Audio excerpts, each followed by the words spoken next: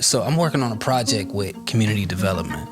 Just it's all centered around COVID and the effects of COVID, everything that happened during COVID, and the resources for it. A lot of individuals started businesses during COVID. And when I looked at exactly what you guys do, I was like, I think you guys would be a great resource to interview. So for someone who's started a business fresh out of COVID, we see you guys got the coaching, financing, the branding, the shared space. There was a fifth one. Trainings as well. How do people get here? Like, how do they become a part of this? Welcome to the Pulse Project. Pandemics had an effect on everyone, whether it's physical health, mental health, effects of being isolated, financial stress, and more. This project's designed to show you the resources you have available to help you move forward during these tough times. Welcome to the Pulse Project. It's been brought to you by Bank, Community Development Partnership, and Witted Media. We are the staff of the Greenhouse Lab, and we'll probably get into what we do here in a second, but I'm the executive director. My name is John Jordan, and I am a resident of Aliquippa. I've been here about 15 years, not originally from here, but I've lived here for about 15 years, and I've served in various capacities at Aliquippa Impact, co-owner at Equip Books just down the street here on Franklin Avenue, and then also a part-time pastor at a church called the Gospel Tabernacle. Okay, all right. My name is Carrie Ann Brown. I work here as the financial coordinator at Greenhouse Lab. So I get to work with people and set up like QuickBooks or just help them organize like their bank accounts and how to financially support individuals looking to run a business or nonprofit or any of those things. So. Okay. My name is Akira Thompson. I work as the branding and marketing specialist here. I also live in Aliquippa, and I also work for Aliquippa Impact. I hear you guys totally do. I didn't hear much about your background, but I hear, social media, marketing, branding, finance. What do you guys do here? Yeah, so the mission of the Greenhouse Lab is to help people start things, really kind of overall. We want to see renewal in our community. We kind of were born out of this community development idea here. Being connected to Aliquippa Impact led us to want to see our community be revived. And so one of the things that started happening was people were coming around, getting excited about seeing renewal in Aliquippa. And so they were starting businesses like the bookstore, or they were starting nonprofits. There's several people sort of in our network that were, launching new things. And so we wanted to give more of a structure for that to happen, more of a support system for that to happen. So the Greenhouse Lab, we like to call it a social impact incubator. So we want to see our community revived as people start businesses and nonprofits, and even community impact projects. Like even if somebody wanted to start a community garden, they didn't want it to be a business or anything, they just wanted to benefit the community. Well, we want to help them launch that thing and get that thing off the ground. What are all of your roles in that? I heard your titles, but like, how do you guys mesh together? Like, how, Like, what do you offer specifically to someone who's trying to start a business like that? Sure. So we have a service platform, and Carrie Ann and Akira referred to their role a little bit, but our service platform is fivefold. We do coaching, so we set people up with a coach that can walk them through the project, walk them through the things that the obstacles they're coming up against, ask good questions, things like that. We have trainings, and we'll get into like how we do that. We have two main courses that we offer that are kind of our training piece. And then we have the financial services, which Carrie Ann oversees, so she can talk more about that. We have marketing services, which Akira oversees, and she can talk a little bit about that. And then we have a shared workspace here at the lab. So the physical space that people can come if they need meeting space, if they need, just to be somewhere out of the home, co-working with other people. And it's just space that people can use when they take part in our courses. So that's the main service platform. And I spoke a little bit about coaching and training. Carrie Ann, why don't you mention some of, how you help people with finances? Sure. So it can be on a really individual basis. Everyone kind of is at different places, and that's perfectly fine and acceptable in that. Like sometimes it's like, I have no idea what I'm doing, or hey, I've dabbled in this and I've gotten this far, and like help me with this next step or something like that.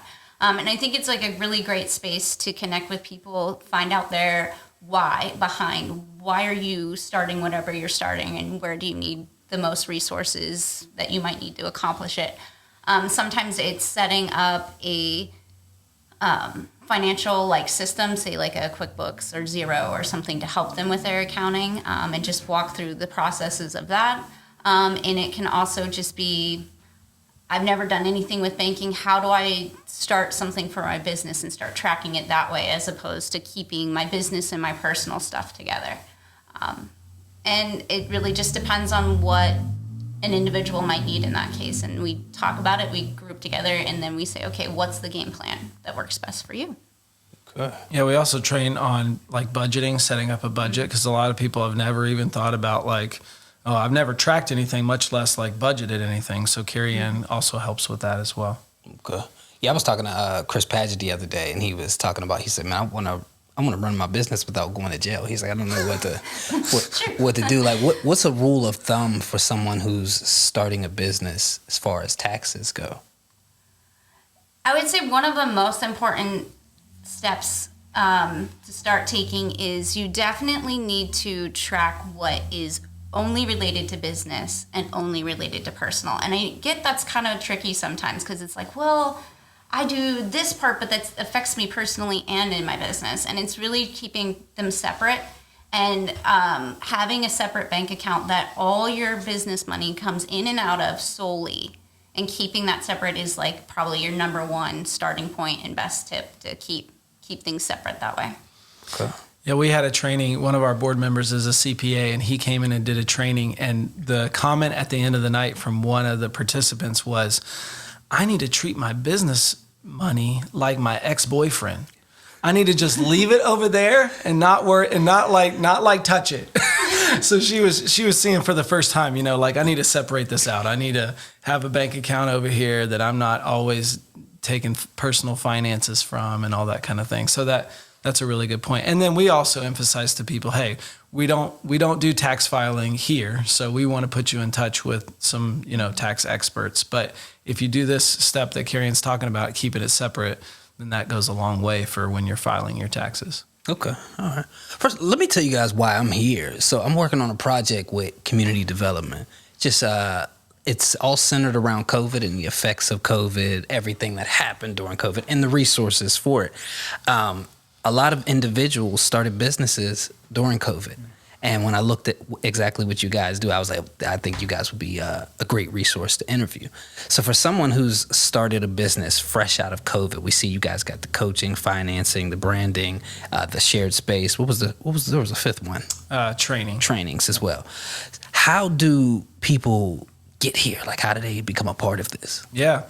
So we have two main courses that we offer that are really like the entrance points. And the first one is, we call it Innovate. It's a 3-month course, and it's really about taking your idea. So people who have a dream of starting a business or a nonprofit, and they don't really know like how to put that into a plan. And so we work together for 3 months. We meet twice a month. They also have a coach outside of those sessions, and then there's some other open office hours that they can come and work on this idea. And the whole goal is, take that dream and put it into a plan that they can start acting on and moving forward and actually getting that thing off of the ground. So that's step one. Step two then is another course that is actually we put more and more resources into this one because we call it Cultivate. It's for a whole year. And what we're trying to do there is walk with people who have launched that business, and now once you get started, that's when the real kind of like help is needed to establish that thing and get that thing profitable and successful. And so we walk through the year with people. We meet once a month, but more than that, they're meeting with Carrie Ann, they're meeting with Akira.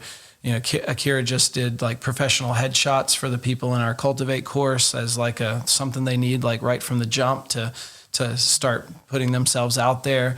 We're working on setting up budgets with them and accounting, and we're bringing in trainers to train them on different topics, and then they have that coach with them for that year to really get them get their business or their nonprofit established and off and running with a good start. Okay, so for that 3 month, the Innovate. Yep.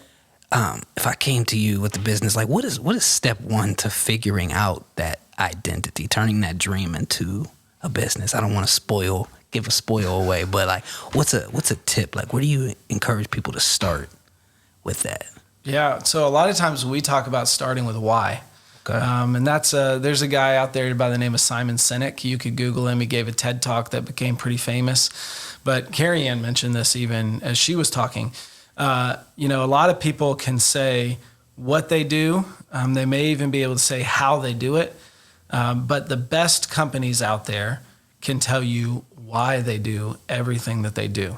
Because from that place flows all the motivation and like if... it takes somebody who is going to work hard and be persistent. And an entrepreneur is not like, everybody walking down the street is an entrepreneur. I think an entrepreneur is somebody who is going to be tenacious and go after things. And they've got to know why they're doing what they're doing. And there's all kinds of reasons. People give us all kinds of reasons. But as long as you know what that reason is, why you're doing what you're doing, then that goes a long way to getting you down the road. Okay. So I got my dream. I figured out why. I figured out my why is, I want to give back to my neighborhood. What's the next step after why? Really putting you guys on the spot here. You guys want to share some things? I don't want to talk the whole time. I guess I'm kind of thinking of just like the curriculum that comes with the course, I guess. So it's kind of just like that is the question. Like you're coming in here and you're like, I don't know what's after the why. And so I think it's kind of just like coming up with like the different pieces of what you're doing. So like I'm doing this because like I want to see, like I work at Aliquippa Impact because I want to see the youth in my community like come up and be strong in what they do. But now it's like, how am I going to tell that story? How am I going to get myself out there? How am I going to develop like what I already have? So like in my role, I kind of help people come up with like a brand that looks consistent. So like it looks professional, like it's kind of all put together, like they're not using a different font or a different color every time. And it's not a distraction. Like it's not like, oh, is this a spam link that I'm going to click? Or like, is this like the real thing? It's like you can kind of see that everything's consistent. It's telling their story, what they're doing, why they're doing it, and like you can like look at it in a cohesive way. And so it's kind of starting while you're helping them grow their brand, they're like giving you like different colors that they want. Like maybe that color like means something to them, or like they really like the way this font looks. I think you kind of start to build up after you have your why. Like whether you're meeting with me or Carrie Ann or your coach, I feel like the people in the community around you kind of they get you talking about what you're passionate about, and then you kind of get more out there, and then you just start to like build on what you already have. Okay. Is there a difference between branding and marketing, and what is that difference? So I would say branding is like fonts, colors, logos. Okay. And like that's kind of its own entity, and then marketing is like how you use those logos, fonts, and colors. So it's like marketing could be more like your messaging or like how you're trying to get to people, whether it be through like social media or like having things printed off and putting it up. Like that's how you market yourself, but you market yourself through your brand. Okay. Does that make sense? Yeah, so like brand is like almost who you are, which is where the colors and everything come from. Like it's like your identity, sort of. And then marketing's like, I guess, like basically selling. Like how do I get it to you in front of you? How are you telling your story? Yeah. Okay. Mm-hmm. Okay. Yeah. And then another piece of like, I think your question of, okay, so how am I going to do that? I got this dream. I got the why. Spoiler, alert, we use something called the lean canvas model. So you can Google that. It's really kind of a business plan for early stage entrepreneurs. And it's answering the basic questions of a business plan, really, but in a visual map. And so there's like 9 boxes to the lean canvas, and it's sort of like I said, a visual map for people to follow and determine like, who is my target audience? What is the problem that my target audience has? What is the solution that I offer this group of people? How am I unique from Sally down the street who also is, doing this, or, the Burger King, or, how am I unique from these other things? How am I going to tell my story? How am I going to have finances and, startup funding, or how am I going to keep track of this stuff? And so we work people through that lean canvas over those 6 weeks. And when they're done with that, like, you can turn that into a longer form business plan. But for a lot of people, that's like everything that they need to like give them direction for where to go next. Okay. And is that a part of the Innovate, or is that something different? That's a part of Innovate. It's a part of it. Yep. Okay. All right. So I really want these individuals who have started businesses through COVID to really see the value in this. Like, why should they come here with you guys? I feel like you guys are so valuable for them. Why, in your opinion, why should they come here? You know what I mean? I think when you're starting all these things, sometimes you can feel really like alone in it. And there's just this support group that I think is necessary, even if it's, okay, like, I need help in this area, but someone else has like gone through this. Even a different entrepreneur in the group is like, yeah, I experienced this and I had to go through these steps to kind of make my way through here. And that might relate directly to you, but you can take and give pieces back and forth too. So it's not all just take for the individual showing up. They're definitely giving back in those support systems as well. Facts. Right. And you build that community, you know what I mean? And it almost helps you keep going, because I feel like a lot of people who started businesses are kind of falling off. But we've seen with the pandemic that you almost, depending on your job, you kind of need to start your own thing. You know what I mean? And that kind of community could encourage you to keep going. You were about to say something? Yeah, I mean, I think Carrie Ann hit the nail on the head, because I think there's probably a lot of people out there who know a whole lot more about business and other things than we do.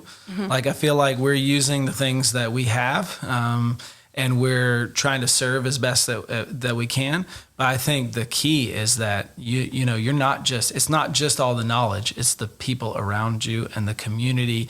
And I feel like what's building here is sort of like an ecosystem for entrepreneurs to, like Carrie Ann said, there's another person that's been through this before. They've hit that wall, or they've had to cross that bridge before. And what you're getting is the access to relationships and people who may have done that same thing before, or can maybe just give you a little bit of encouragement along the way. It's like a time machine, man. You get to go back, like, and not make the mistakes that they made.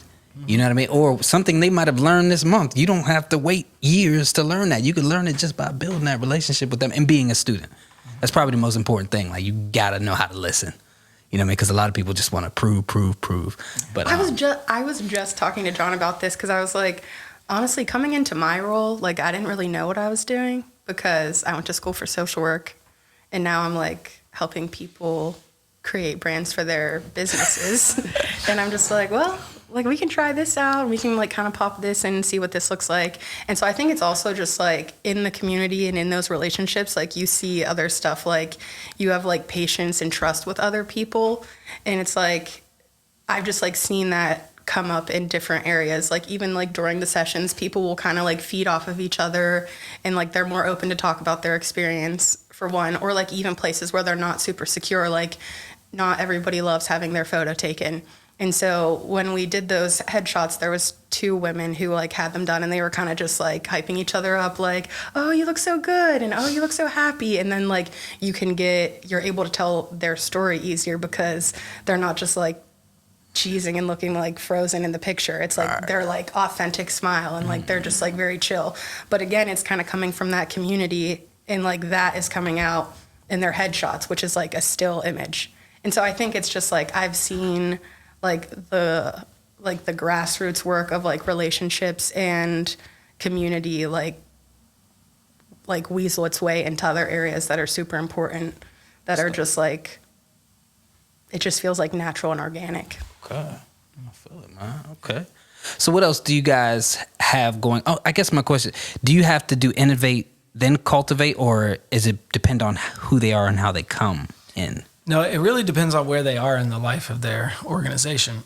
So if you've already launched this thing and, you have a plan in place, but you just need like that help, then you can jump, straight into cultivate. That's totally fine. But a lot of people have already launched, but they never really did the front end work of planning.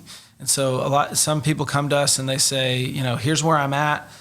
I've already been doing this for a little bit, but I don't feel like I put a plan in place. I don't feel like I have a roadmap.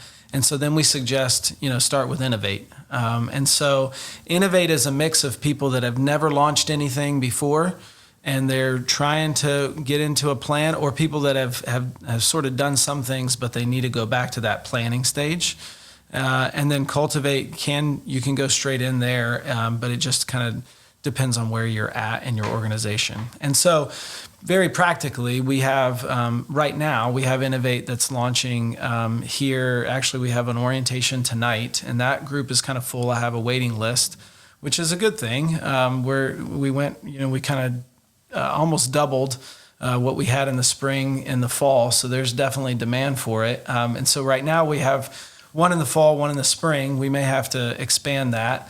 And then Cultivate is kind of a continuous year-long course, but we have entry points in June. We launched it in June. We have an entry point coming up in October that we're going to be putting out on social media real soon here, and then another entry point in February. So people can kind of come into that course at different places.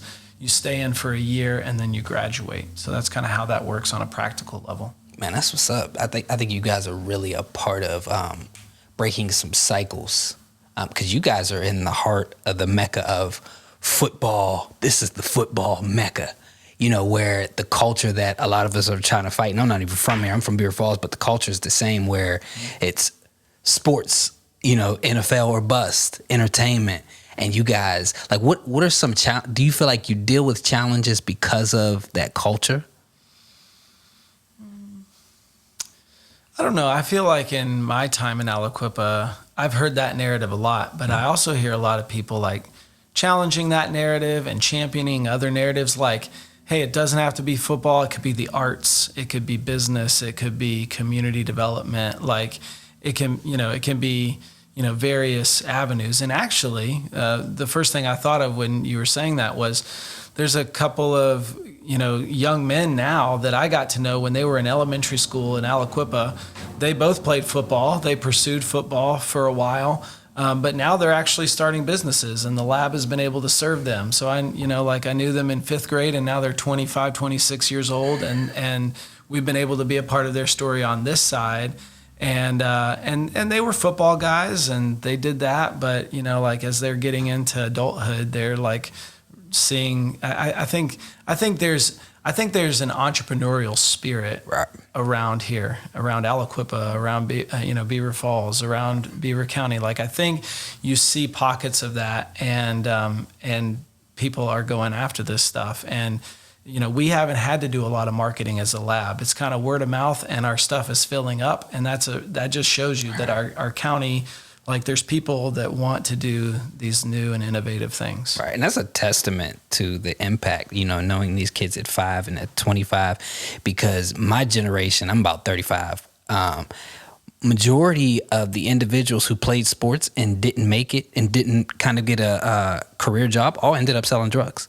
You know what I mean? And they're either trying to repair their lives. We're all trying to repair our lives at this age, or we're deep into prison or other things. So I think you're really looking at the testament of the things that, you guys, that work that you put in back then. That's huge. That's big to me. So congratulations to everybody, because I know the Franklin Centers, they're fighting back. Of course, G Collective, but they're young. A lot of people are just fighting back, and I love to see that. I love to see that. So anything else that you guys want to let the people know about? Like, is there any way that people could help out, let you know what their expertise are? I know there's coaching, and I don't know how that process works. Are you guys the coach, or do you guys find coaches? We find coaches. Not a coach. You're not a coach. You're a marketing not. coach, Yeah. a financial coach. No, we find the coaches. So that is something I love to continue to expand. If coaches don't have to be experts in everything either, which is a good thing. Coaches are really people who ask good questions, but it's also great if they've been there before. So we would love people to come around and say, "Hey, I have a business mind. I started a nonprofit. I've worked in this field. I would love to be a coach." Like, that is super helpful. People that, I try to get, not be in front of people all the time, like finding more and more people to be in front of people. So if there's somebody who has expertise in a field, we can look at them to be a trainer or something like that. But yeah, we're always looking for coaches and trainers. Okay, yeah, I think I got a lot of names for you guys. So if you ever just have somebody, like, hey, this guy's over in agriculture, I'm like, oh, I know. I connect with a lot of people on the entrepreneurial level, just trying to learn, and they're always willing to share. So, well, you're on my list too. So I'm on your list. Just so you know, I'm going to be talking to you soon. Hey, if there's a way I can add value, I hope. So yeah, is there any other way that the community can, help out? Like, what else do you guys need? I'm sure donations are always needed. We're not going to turn down donations. Sure. I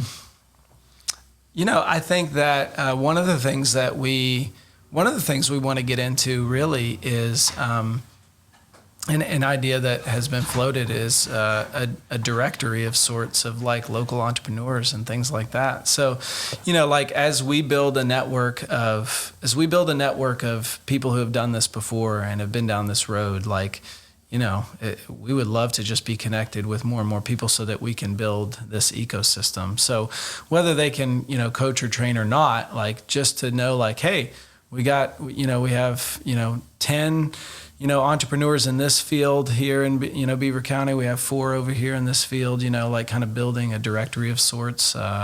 We just want to connect people and network and help out these newly found organizations. Okay. Yeah. That'd be dope. That'd be real dope. One question, finance wise, do you guys help people figure out how to fund? How to fund? I'm not saying we couldn't make connections with that. I would say right now I'm not necessarily currently like delving into that. Okay. That could be a place that someone else has more experience in. That, hey, if you have that and you want to bring yourself on in, please donate that to us. Like, okay. It's not all about donating financial, physical money too. The donation part can be like, I have this resource in that. There are some things in the works there. One is that in our Cultivate session coming up here in October, we're having somebody from Bridgeway Capital who is, they do a lot of funding in under-resourced communities for businesses. So we're having a representative from them come and speak, another representative from Kiva, which is a sort of like a crowdsourcing, but it's not just your own crowd. It's like a national organization where people can give into like Kickstarter campaigns and things like that for your organization and invest in you. And then we also have, as people are starting nonprofits, then we have trainings on like grant writing, and we have them working through developing a funding plan for how they're going to go after those grants or other things. So some of that is in the works as part of our trainings. Okay. Uh-huh. Anything else we want to let the people know about? Oh, I do have a question for you. So I've interviewed a lot of nonprofits, organizations for this specific program, and I found that a lot of them don't have much of a presence online, branding. Do you have any tips for them? Any tips for these organizations who like, man, we need to connect with more people. People don't know we exist. Yeah, I mean, I would say I think that social media is like a great way to get people, but I feel like networking like in person and just like kind of having a card on you, just like I have my what is it called? Your business card. Oh, I wish. That's like next level. I'm almost there. No, it's not. I got one. I got one. Yeah. Oh, okay. Yeah, but it's nothing crazy. Yeah, I have one. You just, But so usually I'll just like hem my card and just be like, hey, like I take pictures. That's like my sweet spot. Like I really like taking photos. I'm good with branding, but I feel like there's just like a lot of power in images. And so I usually encourage people to like start sharing things that way and just being like honest, because then like when people come to get whatever service that you're offering, whether it's like stuff that we do here with the service or photos or they're making smoothies, it's like then they like see, like they kind of have an expectation already. Mm-hmm. And then like you already have yourself out there and it's not like you're putting on some type of front. And so I think that like doing stuff in person, like going to different networking stuff or just like community events, like trainings here, like people kind of talk and then you like learn people do car detailing and people like are personal chefs. And so then you're offering what you have and then you're learning what they have. And then it's not like you posted something on social media. It's like you had this real conversation with them. Okay. And then they can also, like if they think that you're great, then they tell other people too. What do you say about those who don't have a branding department? When I was talking with Trails and they said, well, we don't have I'm like, I think that art, branding, all of that is a needed investment. I don't really even think it's like a cost. It's a need. It's like breathing. Yeah, I think for me, I'm huge on storytelling and like just like knowing like the surface level of what Trails does. I think it's like just getting your story out there, just like talking about it and saying it, like positive things. Right. Like I think that the way that you talk about your community or your thing or your business or your family, like there's huge aftermath of like how you talk about something. So if you're saying like good positive things about what you do or like who you work for, I think that storytelling goes a long way. Facts. I also think like for organizations like Trails or us or others, sometimes the key is thinking about how can you share this role with, like in our gig economy now, it doesn't have to be like this full-time position of, a marketing director or something like that. It can be, there's these 3 organizations and they all have this need. Well, can you come together, collaborate and hire one person across 3 organizations to tell your story? Kira does some of that, like in her role now. She's shared between organizations, and it's a way for smaller, organizations, nonprofits to share resources and come up with the things that they need. That's genius. Yeah, and it's like when you come up with like a social media plan, like you can kind of go off of like things that you value or things that are really important. So like. Here sometimes we'll talk about our values or sometimes we'll introduce our staff, and it's kind of just like we're still telling the story of Aliquippa in different ways. And so I think again, like it comes back to like storytelling is huge. Right. I love that idea. How does that work? Like, as far as funding, like who does the paying? Like how do they come together? Because, you got to keep business separate. Personal separate. Like I guess that doesn't matter for this interview, but I'm definitely interested in that. Sure. So we'll talk more about it. But if you guys don't have any other announcements or events or anything coming up that you want to let the people know about, we can go ahead and.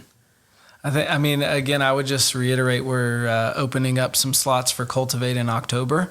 And so if people are interested if people have, launched their business and they need some help getting that thing established, then they're welcome to apply. So they can, message us on social media or we'll be posting about that so they can follow that and reply to those posts. And we would love to get them the application for Cultivate. Okay. What's the cost? The cost for Cultivate is it's $200 for the whole year. Okay. But if you go through the whole year, we give you that $200 back. And we also can do a payment plan where we do $50 every quarter.